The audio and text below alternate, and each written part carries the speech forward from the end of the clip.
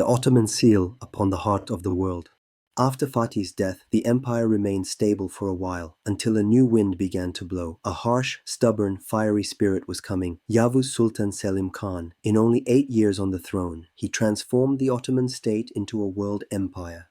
When he ascended the throne, Anatolia was in turmoil. In the east, the Safavid Empire was rising rapidly, and Shah Ismail was spreading both his political and religious influence. Yavuz saw this threat clearly.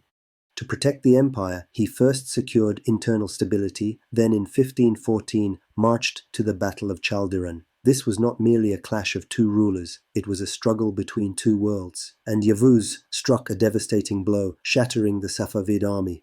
Then he turned his gaze southward. With the battles of Marj Dabik 1516 and Ridaniya 1517, he destroyed the Mamluk Sultanate. Thus Syria, Palestine and Egypt became Ottoman lands. Most importantly, the holy relics were brought to Istanbul. The Abbasid Caliph transferred the caliphate's authority to Yavuz.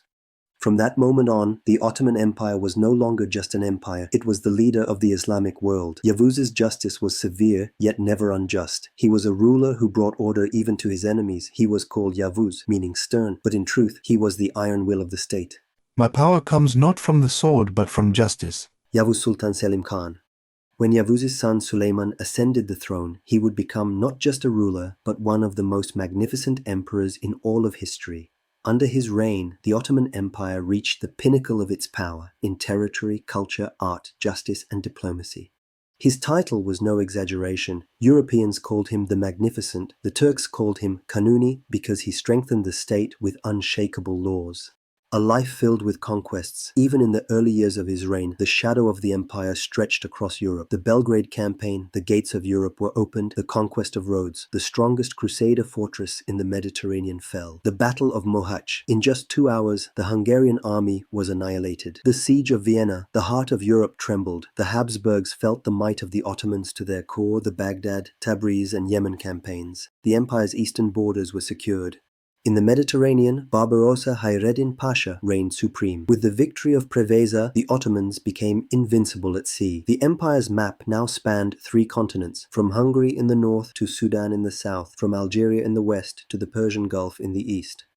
Suleiman was not only the ruler of battlefields, he was the ruler of justice. He strengthened every pillar of the state with written laws. He established systems that protected the people's lives, property, and faith. He crushed corruption and bribery with iron discipline. But what made him truly great was not only his sword, it was his pen. Writing under the pen name Muhibi, he composed poems. In his verses, one could feel both the pride of a ruler and the fragility of a man. Among the people, nothing is as precious as the state. Yet in this world, no state equals a single breath of health. Even these lines reveal the balance between his worldly power and spiritual depth.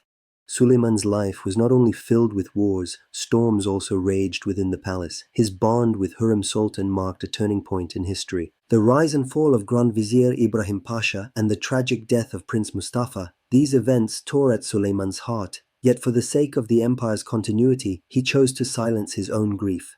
In his final campaign, he marched toward Shigitvar. By then, he was old and frail, his body ailing, but his spirit remained young. He said, "How can I rest while my army marches?" and set out once again.